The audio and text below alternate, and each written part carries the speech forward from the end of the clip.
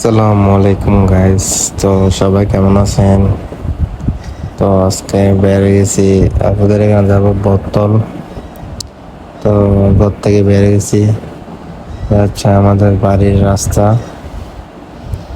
তো এটা হচ্ছে জাঙ্গিরাবাসিক, এই দিয়ে মেইল রোডে যাবো। এটা হচ্ছে মেইল রোডে চলে আসলাম। তো এখান থেকে সিএনজিতে উঠলাম, সিএনজিতে করে নয়হাট যাব। তো এটা হচ্ছে এবার কি হাসপাতাল।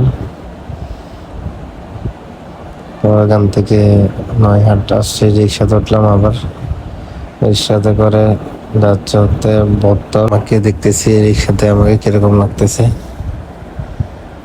তো এটা হচ্ছে বর্তমান রাস্তা। তো এটা হচ্ছে আলামিন গার্মেন্টস রুট।